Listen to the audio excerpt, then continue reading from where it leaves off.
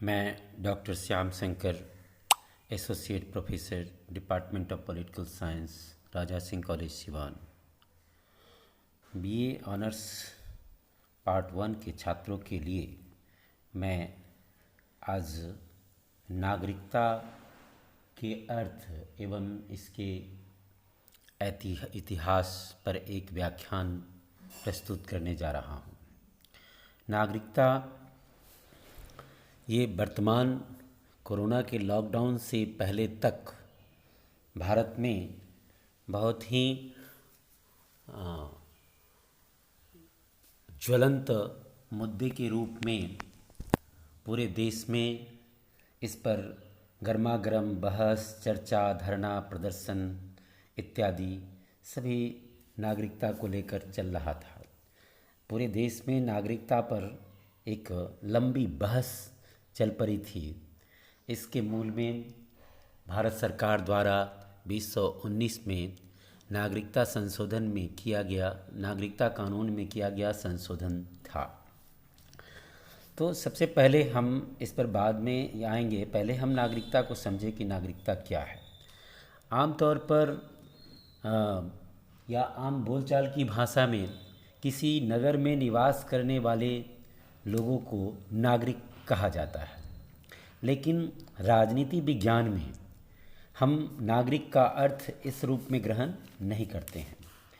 राजनीतिक विज्ञान के अंतर्गत नागरिक कहने का तात्पर्य यह होता है कि उस व्यक्ति को उस राज्य का कानूनी रूप से निवासी माना जाता है, उसके कुछ अधिकार हैं और उसके कुछ कर्तव्य निर्धारित किए गए हैं। ऐसे व्यक्ति को ही नागरिक कहा जाता है।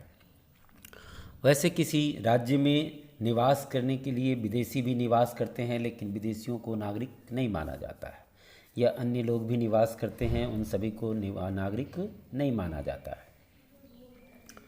तो राजनीतिक सिद्धांत के अंतर्गत नागरिकता किसी व्यक्ति के किसी राज्य के निवासी होने के कानूनी दर्जा को ही नहीं, बल्कि राजनीतिक प्रक्रिया में उसकी समान सहभागिता को स्पष्ट करता है। इस दृष्टि से नागरिकता संबंधी मान्यता को जनतांत्रिक आदर्श माना जा सकता है, क्योंकि राजतंत्र में या तानाशाही शासन व्यवस्था के अंतर्गत जनता या प्रजा राजा के अधीन होते हैं। उनका कोई व्यक्तिगत अधिकार और नहीं होता है। उन्हें सिर्फ और सिर्फ कर्तव्यों का ही पालन करना होता है, जैसा राजा चाहता है या जैसा तानाशाह चाहता है। ये सभी व्यक्तियों के अधिकार ये जनतांत्रिक शासन में ही संभव होता है। जनतंत्र एवं नागरिकता को हम एक दूसरे का पर्यायवाची कह सकते हैं, क्योंकि नागरिकता कानून का अर्थ केवल जनतांत्रिक राज्यों के लिए ही है। बाकी दूसरे राज्यों के लिए नागरिक होने का कोई अर्थ नहीं है, इसलिए कि वहाँ नागरिकों के कोई निश्चित अधिकार नहीं होते। जनतांत्रिक राजनीतिक व्यवस्था के अंतर्गत ही व्यक्ति क्रियाशील एवं सक्रिय भूमिका निभा पाते हैं। नागरिकता का सिद्धांत व्यक्तिगत नागरिकों के गुणों से संबद्ध होता है। उन्हें कुछ अधिकार प्राप्त होते हैं, उन्हें कुछ कर्तव्यों का निर्वहन करना पड़ता है, लेकिन ये अधिकार और कर्तव्य अलग अलग राज्यों में अलग अलग हो सकते हैं। जैसे प्राचीन यूनानी नगर राज्यों में नागरिकता को नागरिकों के कर्तव्य तक सीमित माना जाता था, जबकि नागरिकता संबंधी आधुनिक मान्यता के अंतर्गत सभी लोगों को कुछ अधिकारों के साथ कुछ कर्तव्यों की स्वीकृति प्रदान की गई है। इस प्रकार आधुनिक काल में नागरिकता किसी राज्य के नागरिकों के अधिकारों एवं कर्तव्यों का बोध कराता है। वह किसी राजनीतिक समुदाय के साथ उसकी पहचान को भी स्पष्ट करता है। अब हम थोड़ा सा इस बात पर गौर करें कि विभिन्न कालों में नागरिकता की क्या स्थिति रही है। नागरिकता संबंधी मान्यता कोई नवीन मान्यता नहीं है, इसका इतिहास बहुत पुराना है। प्राचीन यूनान एवं रोम के जनतंत्र में भी यह वर्तमान था। सामंतवादी काल में यह खत्म हो गया, लेकिन यूरोप में जब पुनर्जागरण आंदोलन चला तो उस समय फिर से नागरिकता को मानवीय गुण के रूप में सर्वाधिक वांछनीय पहलू के रूप में स्वीकृत किया गया। उसके बाद से इसमें निरंतर विकास होता गया है और विकास होते होते आज के वर्तमान स्वरूप में यह आया है। ऐसा नहीं है कि आज हम रुक गए हैं, अभी नागरिकता का जो स्वरूप है वह विकासोन्मुख है और अभी हम सब जो एक राष्ट्रीय नागरिक के दौर में जी रहे हैं, यह राष्ट्रीय नागरिकता से विश्व नागरिकता की ओर उन्मुख है। प्राचीन यूनान में नागरिकता को राज्य के कामों में सहभागिता के रूप में देखा जाता था। बारी बारी से सभी नागरिकों को राज्य कार्य करना होता था। 415 ईस्वी पूर्व में पेरिक्लस ने नागरिकता को वंशानुगत बनाने पर बल दिया था, क्योंकि पेरिक्लस चाहते थे कि नागरिकता जो है वो यूनान के मध्यम वर्ग तक ही सीमित रहे। उसके समय नागरिकता सामान्य हित के लिए उनके समय ये माना जाता था कि नागरिकता सामान्य हित के लिए सामान्य आचरण है।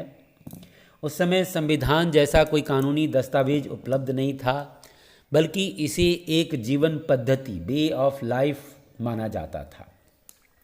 सभी एथेंस वासी को अपनी पूर्ण आस्था के साथ राज्य कार्य में भाग लेना होता था और इस प्रकार से उन्हें एक नागरिक के रूप में पहचान प्राप्त हुई थी। अब हम अरस्तु के विचारों पर चले। अरस्तु ने नागरिकता के संबंध में अपने विचार दिए हैं, लेकिन अरस्तु नागरिकता को सभी लोगों के लिए नहीं, बल्कि कुछ ही लोगों के लिए इसे सीमित करने की बात कहता है। अरस्तु सबसे पहले विदेशियों, दासों एवं महिलाओं को नागरिकता देने के पक्ष में नहीं था। हालांकि यहाँ पर प्लेटो महिलाओं को नागरिकता देने के पक्ष में थे, लेकिन अरस्तु सिर्फ उन्हीं लोगों को नागरिकता प्रदान करने के पक्ष में थे जो राज्य के विधायी या न्यायिक कार्यों का निष्पादन कर सकते थे। उनके अनुसार, अरस्तु के अनुसार, राज्य के कुशलतापूर्ण संचालन के लिए नागरिकता प्रदान किया जाना चाहिए। उसके अनुसार विधि के आधार पर संचालित राज्य में ही, जिसमें नागरिक कानून का पालन करते हो, आदर्श शासन व्यवस्था है। लेकिन अरस्तु ने निवास के आधार पर सभी लोगों को नागरिकता देने के सिद्धांत को अस्वीकार कर दिया था। इस प्रकार अरस्तु के अनुसार वही व्यक्ति नागरिक हो सकता था जो राज्य के कार्य में सहभागी हो सके और राज्य के अधिकारों का उपयोग कर सके। अरस्तु उसे अच्छा नागरिक मानता था जो संविधान के साथ समन्वय स्थापित कर सके, जिसके पास पर्याप्त अवकाश हो ताकि वह नागरिकता संबंधी अपने दायित्वों का निर्वाह कर सकने में समर्थ हो।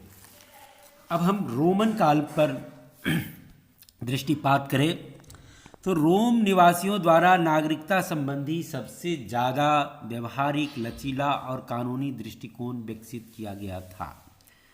वहाँ सभी नागरिकों को 6 प्रकार के विशेषाधिकार प्रदान किए गए थे। इसमें 4 नागरिक अधिकार थे, जैसे सैन्य सेवा, असेंबली चुनाव में मतदान, सरकारी पद प्राप्त करने तथा कानूनी अधिकार के अंतर्गत कानूनी कार्यवाही एवं अपील करने का अधिकार इसमें शामिल था। साथ ही साथ 2 और अधिकार जो विवाह एवं व्यापार से जुड़े हुए थे। 4वीं ईस्वी पूर्व में रोम में नागरिकता संबंधी 3 अन्य बातों को अपनाया गया था। 381 ईस्वी पूर्व में टस्कुलम नगर के सभी पुरुषों को नागरिकता प्रदान की गई। इसके साथ ही लैटिन एवं रोमन नागरिकों के मध्य अंतर भी स्पष्ट किया गया ताकि वे एक साथ ही अपने नगर एवं रोम के नागरिक बन सके। इसके लगभग 5 दशक बाद लैटिन नगरों के लिए आंशिक नागरिकता, सिविटास सिन सफ्रीज लागू किया गया। आंशिक नागरिकता कहने का तात्पर्य ये कि ऐसे लोगों को अन्य अधिकार तो प्राप्त थे, लेकिन उन्हें मतदान में भाग लेने का कोई अधिकार नहीं था। मध्य युग में समस्त यूरोप में ईसाई धर्म का वर्चस्व कायम था। इस अवधि में नागरिकता के जगह पर सादा जीवन एवं त्याग की भावना पर बल दिया जाता था। सभी व्यक्तियों के लिए समस्त विश्व अर्थात ईश्वरीय नगर की नागरिकता पर बल दिया जाता था। किसी राज्य विशेष की नागरिकता को विशेष महत्व नहीं दिया जाता था। लेकिन एक्विनास ने नागरिकता संबंधी अरस्तु की मान्यता को फिर से दोहराया और बताया कि एक अच्छे नागरिक एवं एक अच्छे व्यक्ति के मध्य अंतर होता है। दूसरे शब्दों में एक्विनास का कहना था कि कोई व्यक्ति अच्छे मानवीय गुणों के बिना भी अच्छा नागरिक बन सकता था, जबकि मर्सिलियस ने ईश्वर के प्राकृतिक कानून एवं मानवीय कानून के मध्य अंतर स्पष्ट किया और राज्य को आत्मनिर्भर इकाई मानता था, जिसका निर्धारण नागरिकों के द्वारा होता था। उसने ये भी स्पष्ट किया कि कोई भी सरकार अच्छा और अस्थायी सिर्फ नागरिक सहमति से ही हो सकता है। उसने पहली बार बड़ी जनसंख्या के कारण प्रत्यक्ष जन सहभागिता के स्थान पर प्रतिनिधित्व प्रणाली को विकसित किया, प्रतिनिधित्व प्रणाली को विकसित करने की वकालत किया। पुनर्जागरण काल का प्रारंभ मेकियावेली से माना जा सकता है। उसने स्पष्ट किया कि रोम साम्राज्य की महानता मूलतः उसकी नागरिकता संबंधी मान्यता में निहित थी।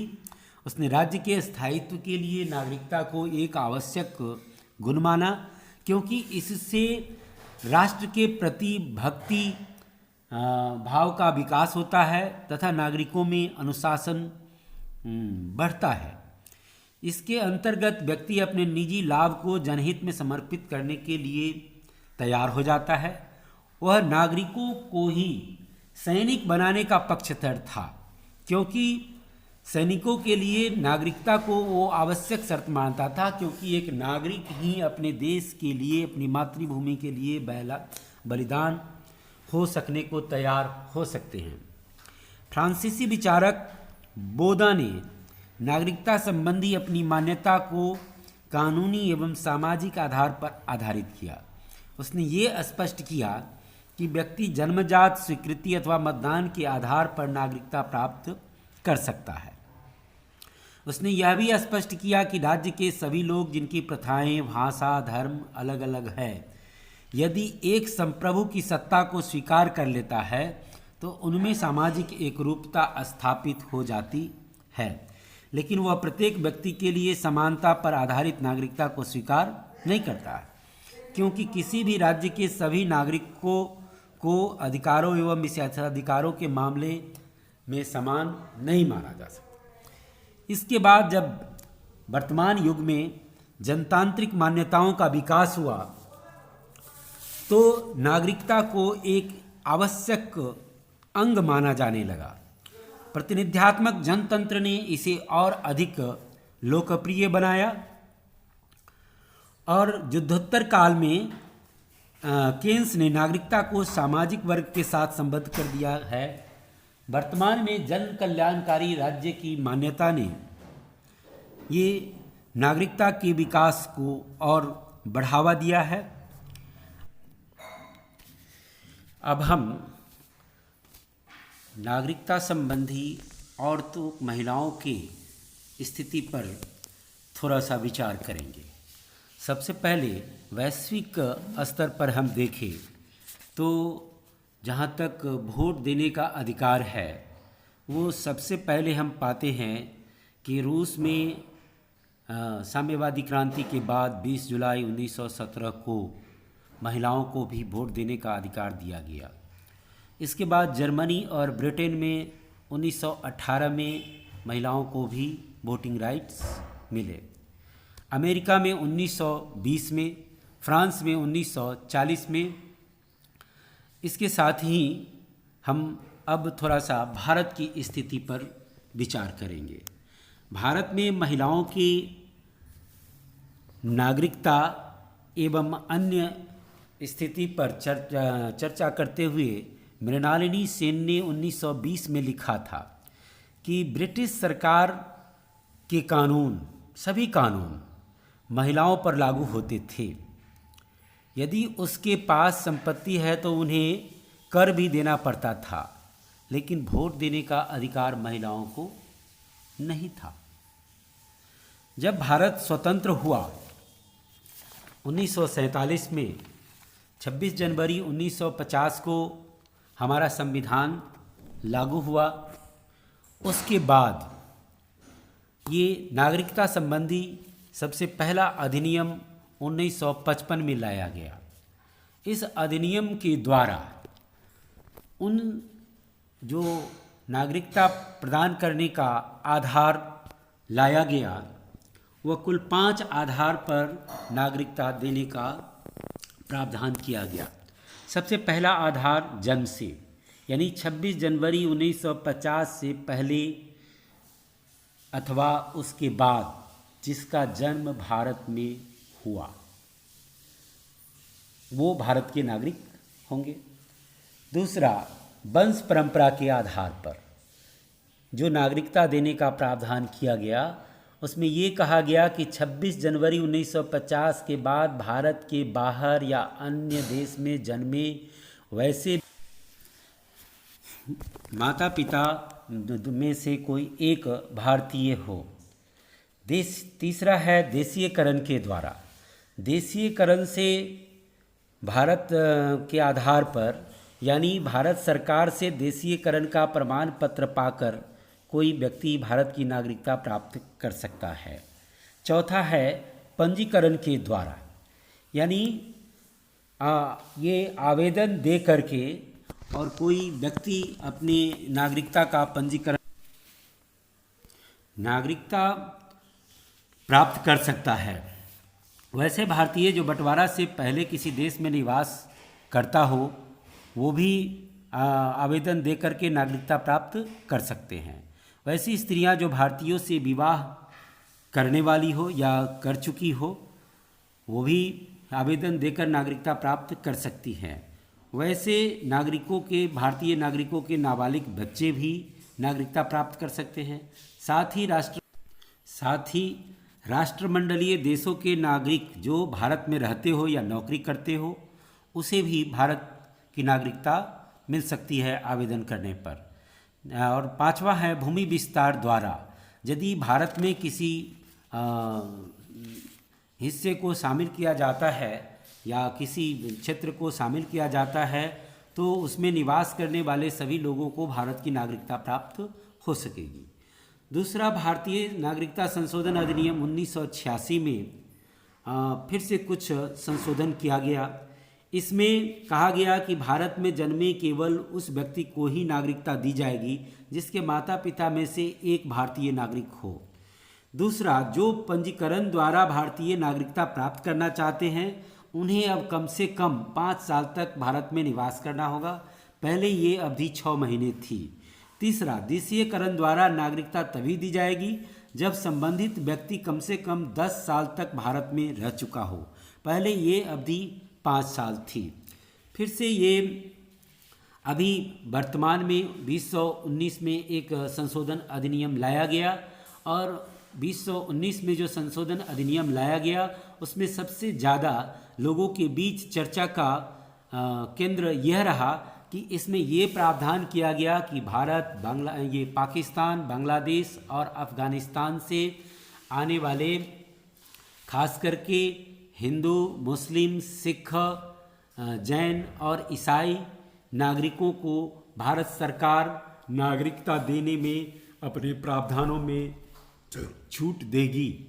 इसमें मुसलमानों को शामिल नहीं किया गया है, और इसके पीछे भारत सरकार का यह तर्क है कि इन देशों में ये देश इस्लामी देश हैं और मुस्लिम बहुल देश हैं, इसलिए केवल उत्पीड़न को आधार बनाकर, अल्पसंख्यकों के उत्पीड़न को आधार बनाकर ही इन देशों से आए हुए अल्पसंख्यकों को नागरिकता देने का प्रावधान किया गया है। धन्यवाद।